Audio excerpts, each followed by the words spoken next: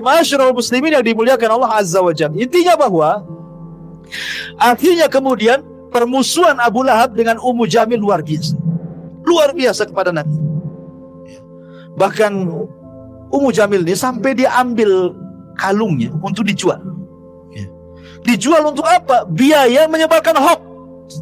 Jadi dia, karena kan teman-teman mamanya banyak kan, jadi ngerumpilah di teman-teman mamanya itu, adu domba sana sini, maka disebut hammalatul hatab. Ya, adu domba ke sana kemari. Jadi kalau Ummu Jamil menyakiti Rasul dengan lisannya, dengan cara menyebarkan hoax, kalau Abu Lahab dengan fisiknya, naruh kotoran di depan pintu Nabi, ya, sampai ketika Rasul SAW melihat setiap hari ada kotoran di pintu rumahnya, Rasul mengatakan, apakah begini akhlak Arab, wahai saudara-saudaraku, katanya. Datang Hamzah, belum masuk Islam Hamzah itu, masih kafir, mendengar bahwa banyak kotoran di rumah pintu Rasul dan itu dilakukan oleh pamannya. Abu Lahab marah, walaupun dia masih musyrik. Dia datang ke rumah Rasul, diambilnya kotoran, dicarinya Abu Lahab. Ketika sudah ketemu, diletakkan di kepalanya, katanya. Kemudian mengatakan, hei Abu Lahab, kau jangan macam-macam dengan ponakanku si Muhammad, karena aku sudah mengikuti agamanya. Padahal belum, dia pura-pura saja supaya ingin membela Rasulullah SAW, karena sudah keterlaluan, bukan akhlak Arab ini. Jadi sampai seperti itu, akhirnya justru kata-kata itu menjadi sebuah kebaikan. Akhirnya Hamzah masuk Islam kan itu. Makanya kalau kita mengatakan sesuatu terkadang jadi doa. Katakan yang bagus-bagus, jadi doa. Seperti contohnya ibunya saya Sudes gitu. Pernah saya ceritakan, saya Sudes itu kan kecil-kecil nakal dia. Ya namanya anak-anak remaja kan nakal biasa. Nah, jadi kalau sudah nakal itu ibunya sudah pening kepala, apa katanya? Hei saya Sudes, daripada kau nakal, kau Masjidil Haram sana, mudah-mudahan jadi imam kau di sana. Itu aja yang diucapkan. Kalau nakal lagi ibunya ngomong gitu lagi. Kalau nakal itu lagi diucapkan. Jadi tidak pernah mengucapkan kalimat ini kecuali idhab ilal haram. Kau pergi ke haram, mudah-mudahan jadi imam di situ. Akhirnya ucapan seorang ibu yang soleh. Jadi kenyataan siapa yang tidak kenal Imam Sudes? Ya, jadi Imam Masjidil Haram tuh sampai sekarang siapa yang gak kenal, satu dunia kenal Imam Sudes. Jadi kita pun sama, kalau punya anak nakal itu, sana ke Al-Fajri itu, gantikan Pak Imam tuh. Nanti kegantikan betul. Artinya kan mudah-mudahan jadi gini, ini enggak mati aja kau katanya, atau ketabrak mati betul. Jadi jangan sampai kemudian seseorang itu mengucapkan kalimat buruk apalagi ke anak gitu. Nanti jadi kenyataan. Taib kembali. Akhirnya kemudian permusuhan terus sampai pada waktunya.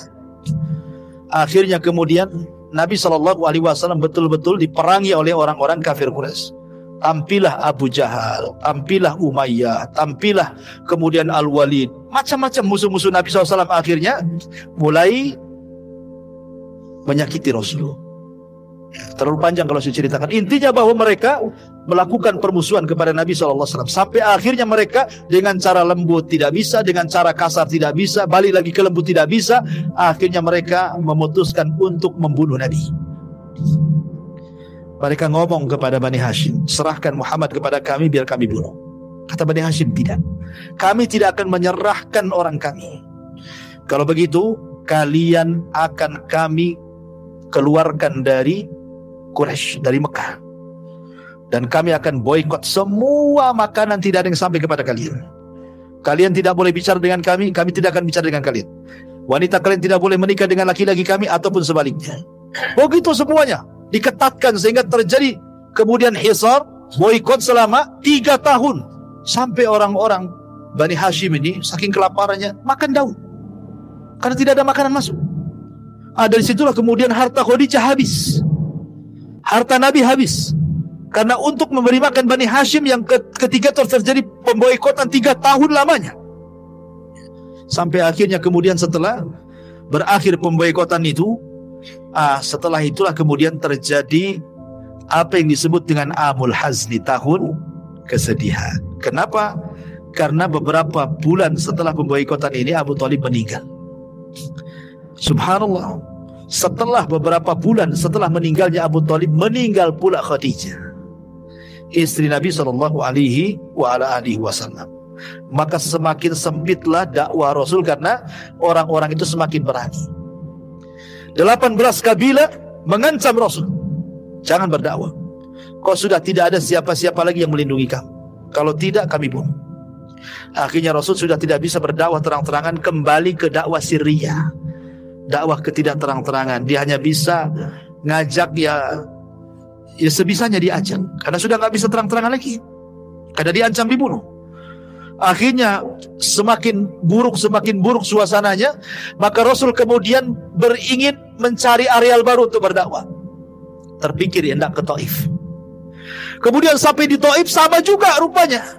Orang Taif ini nggak menerima dakwah Rasul, baru beberapa hari saja sudah diusir. Lebih ganas lagi, dilempari sama batu, perempuannya mencaci maki, anak-anaknya naruh duri di jalan, macam-macam, sampai akhirnya Rasul kemudian harus tinggal di kebun kurma milik Utbah dan Syaibah. Disitulah kemudian ketika Rasul salat fajar, datang pula 7 jin dari Yaman masuk Islam. Ketika orang-orang Taif tidak masuk Islam, jin pula yang masuk Islam. Ya, Allah kasih. Ya, ketika alam nyata tidak masuk Islam, alam gaib masuk Islam. Ya, jin-jin masuk Islam. Turunlah surah Jin, qul uhiya ilayya annahu istama'a nafarun minal jinni faqalu inna sami'na qur'anan ajaba. Baik, intinya kemudian Rasul bisa berhasil masuk ke Mekah. Lah ketika berhasil lagi masuk ke Mekah karena ada perlindungan dari Adi bin Mut'im, akhirnya kemudian Nabi SAW sudah tidak bisa sama sekali berdakwah, sesak dada tadi. Dari situlah kemudian Rasul ingin menghibur Rasul. Terjadilah peristiwa yang disebut dengan Isra dan Mi'raj. Ingin dihibur. Namun sebelum terjadi Isra Mi'raj, ketika Rasul berada di Hatim, di rumah Ummu Aiman, Jibril datang. Kemudian membelah dada Nabi kedua kalinya, membersihkan kembali hatinya supaya makin lebar lagi. Alam nashrah laka sadrak, ya, supaya dada Nabi lebih menerima lagi kondisi. Dibersihkan dadanya dari sifat hasad, dengki, dendam, marah, semua dibersihkan, tidak ada lagi. Setelah itu kemudian diperjalankan dari Masjidil Haram ke Masjidil Aqsa yang disebut dengan Isra. Kemudian diperjalankan dari Masjidil Aqsa ke Sidratil Muntaha yang disebut dengan Mi'raj. Disitulah Rasul dapat pelajaran besar untuk menghadapi dakwah ke depan. Di langit pertama dia berjumpa dengan Nabi Adam. Adam itu hijrah dari sorga ke bumi, maka dia akan hijrah dari Mekah ke Madinah. Berjumpa dengan di langit kedua dengan Yahya ibn Zakaria dan Isa ibn Maryam. Seolah-olah nanti setelah hijrah engkau wahai Muhammad, engkau akan disakiti seperti dua nabi disakiti. Dari mana? Dari orang-orang Yahudi. Yahya dipenggal lehernya, jadikan mahar wanita pelacur. Nabi Isa diburu untuk diburu, kemudian diangkat ke langit. Maka engkau pun sama akan mengalami hal yang sama. Orang-orang Yahudi akan berusaha menyakitimu, bahkan sampai membunuh. Dan betul, upaya pembunuhan sudah ada. Ya, seperti perang Bani Nadir. Kenapa Rasul memerangi Bani Nadir? Karena Rasul mau ditimpakan batu dari atas rumah. Kemudian Zainab bintu Haris, seorang wanita, setelah perang Khaybar diracun, meracun Nabi. Jadi upaya pembunuhan banyak. Ya. Jadi Rasul sudah ada gambaran kenapa diperjumpakan dengan Yahya dan Isa. Ya, bahwa musuhnya akan lebih berat lagi, bukan hanya orang kafir Quraisy saja. Nanti ada lagi orang Yahudi katanya. Kemudian naik ke langit ketiga, berjumpa dengan Nabi Yusuf. Langit ketiga berjumpa dengan Nabi Yusuf, seolah-olah mengatakan bahwa sebagaimana Yusuf juga dia disakiti oleh saudara-saudaranya, dicemplungkan ke sumur, kan itu ya, dihasadi, engkau pun sama, keluargamu wajar. Abu Lahab menyakiti kamu, keluargamu akan musuhi kamu, itu wajar karena Nabi juga seperti itu sebelumnya. Kemudian naik ke langit keempat, berjumpa dengan Idris, di mana Allah katakan wa rafa'nahu makanan 'aliyya. Idris diangkat ke tempat tinggi, maka engkau pun akan diangkat jauh lebih tinggi dibandingkan Idris. Bukan hanya sampai ke langit keempat, ke Sidratul Muntaha, secara hissi dan maknawi engkau akan menjadi orang mulia di tengah-tengah manusia, diangkat derajatmu. Wa rafa'na laka dzikra, kami angkat penyebutanmu, kata Allah. Naik lagi ke langit keberapa? Kelima, berjumpa dengan Nabi Harun. Harun lembut, disukai Bani Israel. Maka Rasul pun harus melembutkan kembali dakwahnya seperti lembutnya Harun kepada Bani Israel. Wa in kunta faddan ghalidhal qalbi lan faddu min hawlika. Kalau engkau keras wahai Muhammad, lari semua orang tuh, gak akan menerima dakwahmu. Dapat pelajaran dakwah lagi. Naik lagi ke langit ke-6, berjumpa dengan Nabi Musa. Nabi Musa itu orang yang paling sabar dengan Bani Israel. Maka Rasul pun harus sabar menghadapi umatnya. Ya, dapat lagi kesabaran. Naik lagi ke Ibrahim alaihi salatu wassalam, ke langit ke-7. Kata Rasul, tidak ada Nabi yang mirip wajahku kecuali Ibrahim. Sebagaimana Ibrahim membangun Ka'bah di bumi, maka dia bersandar di Ka'bah malaikat Baitul Ma'mur sambil dikelilingi anak-anak kecil. Al-jaza min jinsil amal. Dan Nabi SAW pun akan meneruskan perjuangan Ibrahim dengan memakmurkan Ka'bah dan membebaskan kota Mekah. Jadi Isra Mi'raj ini pelajaran besar. Yang tadinya Rasul sesak dadanya gitu ya, turun daripada Isra Mi'raj, semangat lagi dia. Udah ada, nengok para Nabi aja lebih daripada saya. Makanya Allah mengatakan, fasbir kama sabar ulul azmi minar rusul. Sabar kau Muhammad sebagaimana sabarnya ulul azmi dari kalangan Rasul sebelum. Jadi dapat vitamin baru nih Isra Mi'raj ini. Makin semangat Rasul.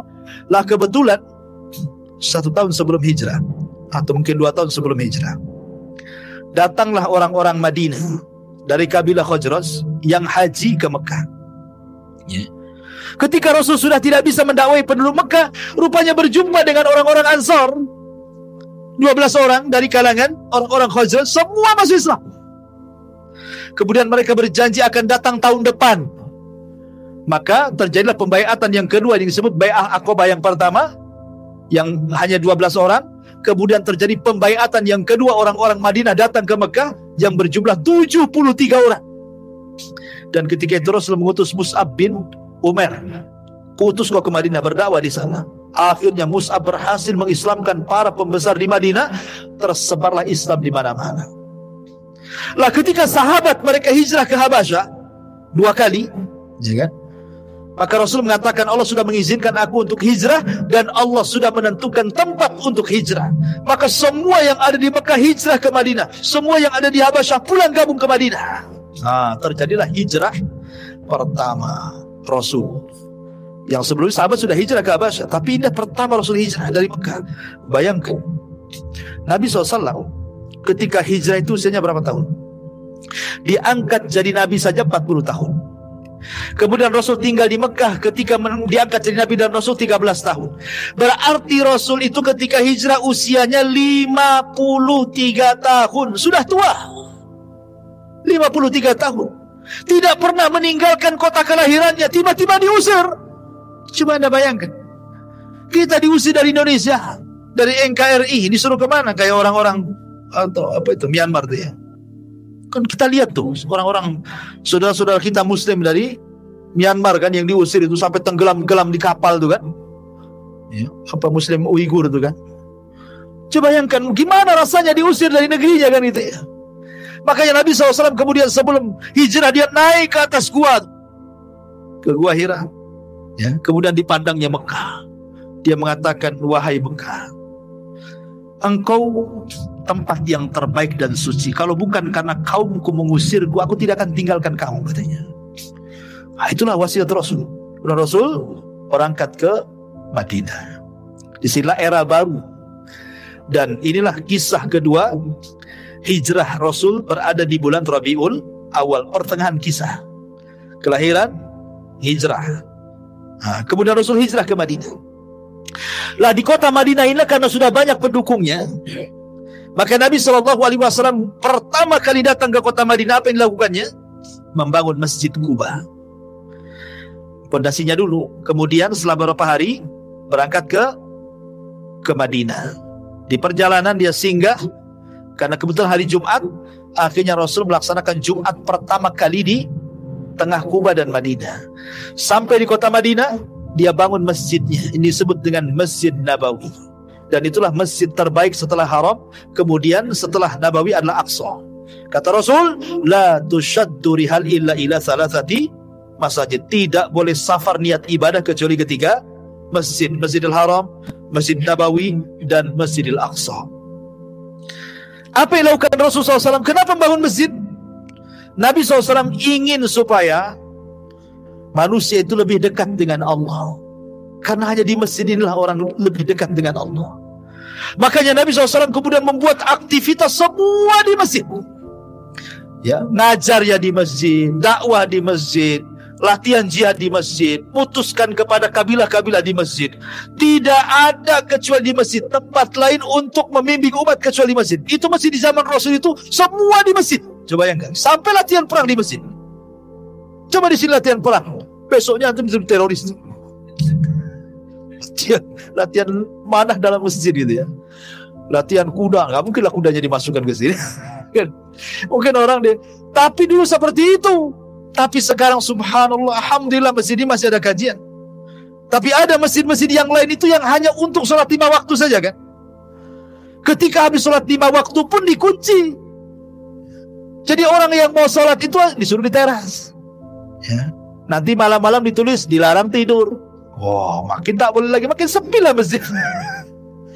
Makin sepi karena hanya untuk 5 waktu sholat saja. Tidur aja tak boleh di situ kan gitu ya. Jadi sepi. Kenapa ya? Mungkin alasannya takutlah kalau seandainya masjid dibuka lebar-lebar gak ada kuncinya, nanti jangan lagi kotak infak hilang, kotak-kotaknya hilang, jam mungkin ini ampli semua hilang semua kan itu ya. Karena sekarang ini tidak ada tempat yang lebih aman. Dulu tempat aman itu rumah dan masjid. Rumah pun tak aman, masjid pun tak aman.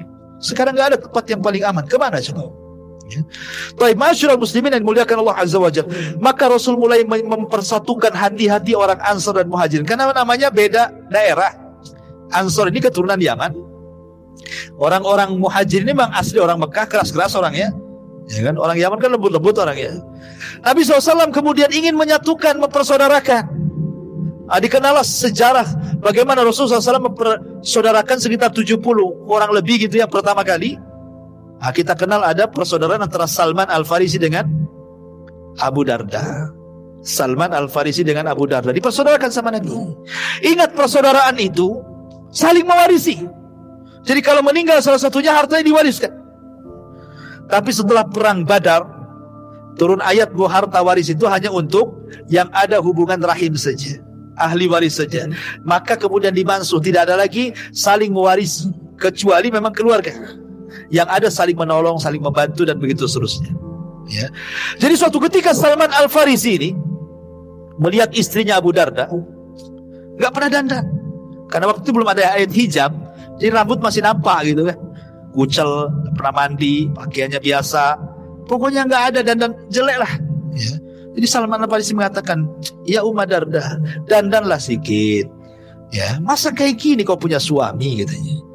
Kata Ummu Darda, ya Salman, anna Aba Darda laisa lihaja. Hei Salman, Abu Darda itu tidak ada hajat lagi sama saya. Kalau siang puasa, malam sholat malam, tidak ada waktu untuk saya. Jadi biarlah saya seperti ini. Saya ini seolah-olah tidak punya suami aja katanya. Ya. Jadi orang dulu suami tidak perhatikan istri itu karena rajin ibadah. Kalau sekarang lain. Karena ada orang ketiga, keempat, kelima, keenam dan begitu seterusnya kan itu ya.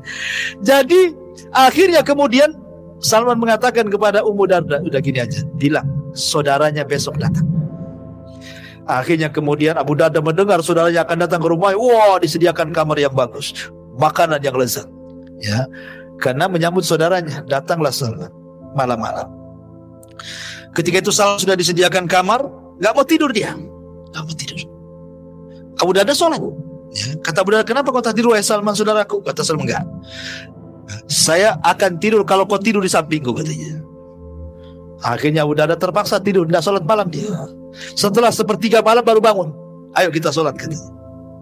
Besoknya dihidangkan makanan.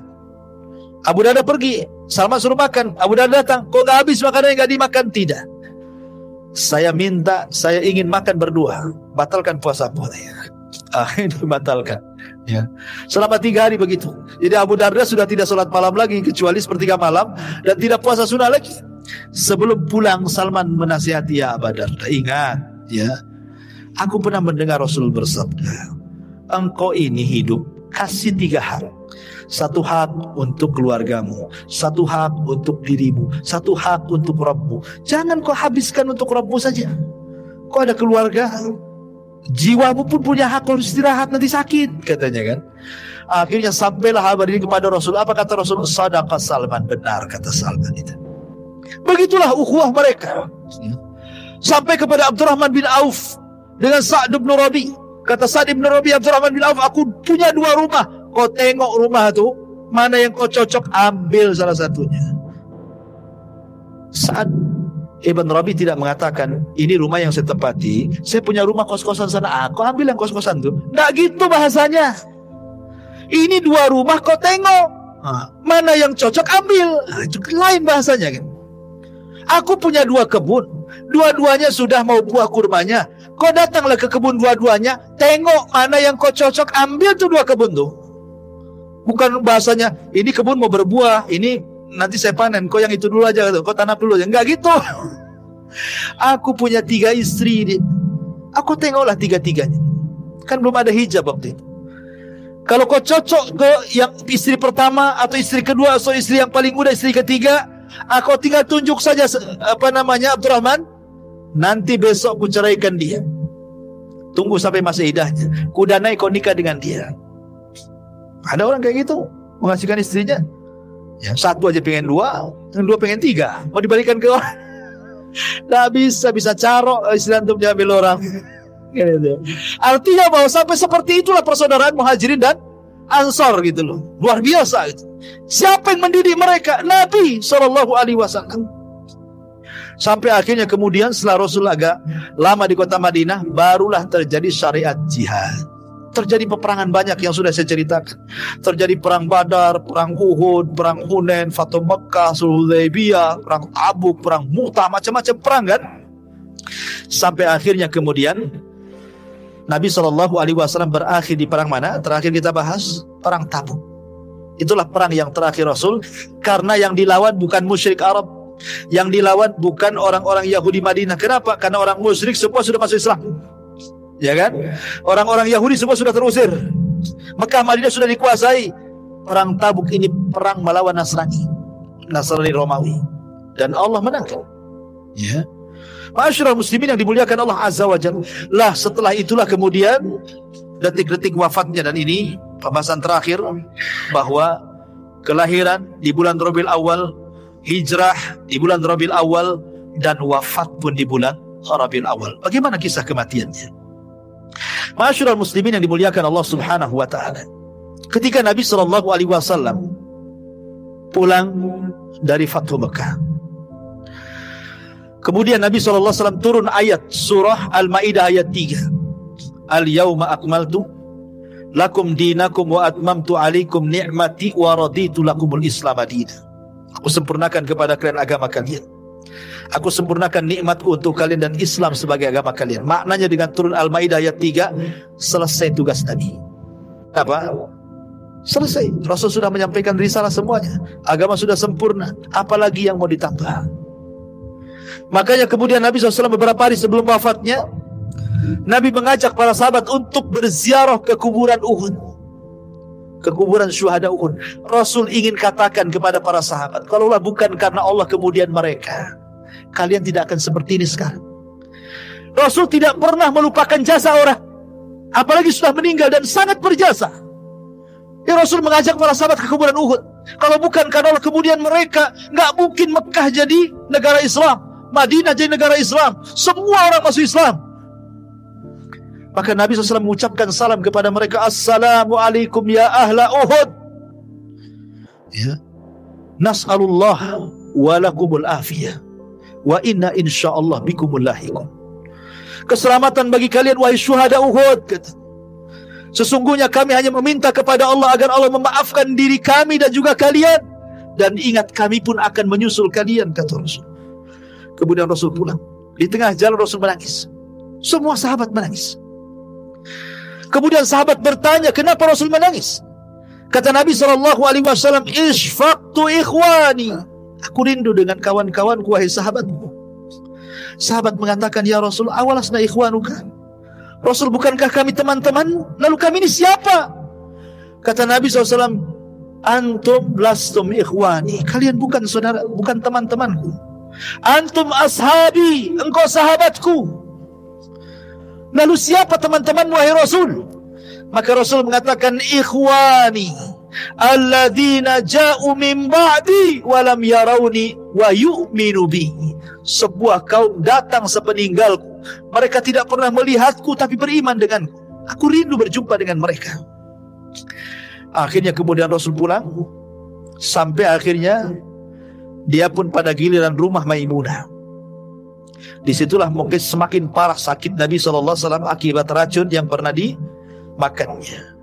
Sakit parah Rasul. Kemudian Rasul mengatakan kepada Maimunah, wahai Maimunah, kumpulkan istri-istriku yang lainnya, kumpulkan. Kemudian berkumpullah istri-istri Nabi SAW dan mengatakan, kata Rasul, sudikah kalian kalau seandainya malam-malam terakhirku bersama Aisyah? Kata istri-istrinya, silahkan wahai Rasul, keputusanmu ada di tangan. Akhirnya kemudian Rasul memanggil Abbas dan juga Ali untuk menggendong dia, karena dia tidak bisa taparah ke rumah Aisyah. Kenapa rumah Aisyah? Karena satu-satunya kamar yang Jibril turun hanya di rumah Aisyah. Jibril tidak pernah turun di rumah istri-istri yang lain. Itu yang menjadikan kenapa Rasul sayang dengan Aisyah. Jibril saja sayang dan menyampaikan salam kepada Aisyah radhiyallahu anha, dan tidak ada istri Rasul selain Khadijah yang mendapatkan salam dari Jibril kecuali Aisyah dan Khadijah. Tapi Khadijah lebih daripada Aisyah. Bukan hanya Jibril nitip salam, Allah nitip salam kepada Khadijah. Akhirnya Rasul dipapah. Lah ketika dari kamar Maimunah ke rumah Aisyah itu, kan sahabat nampak Rasul lagi dipapah kan itu. Tersebarlah kepada sahabat seantero kota Madinah. Rasul sakit parah, Rasul sakit parah. Khawatir para sahabat. Semua datang dari rumah-rumah mereka, mengutus orang-orang mereka, suruh melihat kondisi Nabi seperti apa. Akhirnya orang pun menunggu di Masjid Nabawi, karena saking banyaknya sampai keluar masjid. Kemudian suara mereka, tangis kesedihan mereka sampai masuk di kamar Aisyah. Kata Rasul, ada apa? Kok banyak gaduh kali di luar itu? Kata Aisyah radhiyallahu anha, dia mengatakan, mereka sahabat-sahabatmu Rasul, mereka mengkhawatirkan kamu. Akhirnya kata Rasul mengatakan, panggil Abbas dan Ali. Panggillah Abbas dan Ali. Kata Rasul, papa aku ingin melihat sahabatku, katanya. Akhirnya kemudian Nabi SAW masuk ke Masjid Nabawi. Itulah kemudian Rasul dengan tertatih-tatihnya naik ke atas mimbar, dan itulah khutbah terakhir Rasul. Karena setelah itu Rasul tidak pernah lagi khutbah karena meninggal. Rasul berkhutbah di situ. Salah satu khutbah Rasul, dia mengatakan, "Man kuntu akhadtu malan fahadha mali falyakhudh minhu." Wahai sahabatku, siapa yang dulu ku ambil hartanya, ini hartaku ambil sekarang. Wa man kuntu darabtu dhahran, siapa yang dulu ku pukul pundaknya, fahadha dhahri falyaqtas minhu, silahkan pukul aku sekarang. Wa man kuntu syatamtu irdan fahadha irdi falyaqtas minhu, atau dulu pernah ku caci, ku maki, ku rendahkan, ku gibah, ini kehormatanku, caci sekarang, maki sekarang, rendahkan sekarang. Seolah-olah Rasul ingin mengajarkan kepada kita bahwa di akhir-akhir hayat itu kalau bisa jangan membawa dosa. Jangan membawa dosa. Kalau orang sudah sakit dan parah, ya, kalau bisa minta maaf orang lain. Jangan kemudian setelah meninggal sibuk pula orang berdiri. Ya, kalau jenazah ini ada hutang, ini keluarganya bisa bayar sama beliau gitu. Kalau dulu punya salah tolong maafkan, nggak ada gunanya, ikhwan. Justru saat-saat sakit itulah ingat kok dulu kalau punya salah, punya utang, cepat bayar sama saya pernah gibah dia, tolong minta maaf sama dia. Kan begitu. Itu yang diajarkan Rasul kepada kita. Ya. Akhirnya kemudian Nabi SAW berkhutbah banyak sampai terakhir Rasul SAW kemudian mendoakan para sahabat dan mengatakan, awakumullah, hafidhakumullah, nasarakumullah, dan begitu seterusnya. Semoga Allah menjaga kalian, menolong kalian, melindungi kalian, dan begitu seterusnya. Kemudian Rasul mengatakan, titipkan salamku kepada siapapun dari umatku. Rasul menitipkan salam kepada kita. Kemudian Rasul naik, turun dari mimbar, masuk ke rumah Aisyah. Detik-detik wafatnya, Nabi SAW pingsan berkali-kali. Pingsan berkali-kali. Sampai akhirnya suatu ketika seluruh keluarganya kumpul, tiba-tiba Rasul mengatakan, bisa nggak kalian semua keluar? Katanya. Bisa nggak kalian semua keluar? Kecuali Aisyah. Karena Rasul berada di pangkuan Aisyah. Maka semua keluarganya, istrinya, semua keluar, anak-anaknya. Rupanya maksud Rasul itu, kenapa? karena di depan pintu ada malaikat Jibril dan malaikat maut. Jibril minta izin untuk masuk. Kemudian setelah Jibril mengucapkan salam dan memberitahu bahwa dia bersama malakul maut, kemudian Nabi SAW diberikan pilihan oleh Jibril. Apakah engkau akan tetap hidup? So, malaikat maut tidak akan mencabut hari ini, dan engkau akan senang dengan apa yang kau telah perjuangkan selama ini, ataukah engkau akan menyusul saudara-saudaramu di Rafiqil A'la sana, di surga yang paling tinggi bersama para nabi, orang-orang soleh, para siddiqin, para syuhada? Ya, pilih mana? Maka Rasul tiba-tiba mengisyaratkan tangannya. Aisyah mengatakan, demi Allah, aku baru perasan Rasul sedang diberikan pilihan. Karena setiap para nabi diberikan pilihan, mau hidup atau mati. Ya kan? Makanya kemudian Rasul menunjukkan sampai ke atas begini, ila rafiqil a'la, ila rafiqil a'la, kata Rasul. Saya memilih ke atas, saya memilih ke atas. Maknanya milih meninggal. Karena apa yang di sisi Allah lebih baik dibandingkan di dunia. Ya. Maka Rasul mengatakan, ala wa inna lil mauti la sakarat. Ingat, pada kematian itu ada rasa sakaratnya, ada rasa pedihnya, ada rasa sakitnya. Rasul merasakan sakit luar biasa, melebihi manusia biasa saat kematian. Tapi tentu maksudnya adalah rasa sakit yang diderita seorang mukmin saat kematiannya boleh jadi itu akhir menggugurkan semua kesalahannya. Tapi rasa sakit orang-orang kafir saat meninggal boleh jadi itu awal adab bagi dia. Ya. Makanya Nabi SAW kemudian terakhir mengucapkan as-salatu salah wa ma malakat aymanukum. Jaga oleh kalian salat, jaga oleh kalian salat, dan hamba-hamba sahaya kalian, tolong lindungi mereka, jangan zalimi pada mereka. Itulah ucapan yang terakhir yang diucapkan Nabi SAW. Kemudian dia mengucapkan tahlil la ilaha illallah. Kemudian setelah itu Nabi SAW meninggal dunia tepat pada hari Senin tanggal 12 bulan Rabiul Awal tahun 11 Hijriah. Rasul meninggal dunia. Aisyah radhiyallahu anha melihat kematian suaminya berada di pelukannya. Dia tidak bisa bergerak. Apa yang harus dikatakan kan begitu? Dia sudah meninggal. Sehingga Nabi SAW, Aisyah hanya berusaha berteriak, mata Rasulullah, mata Rasulullah. Rasul sudah meninggal, Rasul sudah meninggal. Maka orang-orang yang di samping pintu masjid yang dekat dengan suara Aisyah itu langsung berteriak, mata Rasulullah, mata Rasulullah. Akhirnya semua mengucapkan kalimat itu. Setelah betul-betul mereka mengatakan bahwa Rasul sudah meninggal, semua seperti orang tidak sadar. Ali tidak sanggup berdiri, Utsman tidak sanggup berdiri. Aneh-aneh kelakuan para sahabat. Umar pulang ke rumahnya, ambil pedang, kemudian ngancam-ngancam orang. Siapa yang mengatakan Muhammad mati, ku penggal dia lehernya, katanya. Dia tidak mati. Dia sedang pergi 40 hari, nanti akan kembali matahkan tangan kaki orang munafik. Wah, semua sibuk para sahabat. Apa yang harus mereka lakukan? Kecuali satu orang yang tetap tegar. Siapa? Abu Bakar Siddiq radhiyallahu anhu. Datang Abu Bakar Siddiq radhiyallahu anhu menenangkan Umar. Uskut ya Umar. Diam kau Umar, ngapain kau teriak-teriak? Tapi Umar tetap aja teriak-teriak dia. Dia masuk ke ruangan Aisyah. Kemudian melihat jasad Rasul yang sudah ditutup kain, dibukanya kain, diciumlah keningnya oleh Abu Bakar. Kemudian Abu Bakar mengatakan, tibta anta ya Rasulullah hayyan wa mayyitan. Sungguh indah engkau hai Rasul, baik kau ketika hidup ataupun mati. Kemudian dicium keningnya, ditutup lagi. Kemudian dia keluar masjid. Dia masih melihat Umar lagi marah-marah, gak dipedulikan. Naik di atas mimbar Abu Bakar.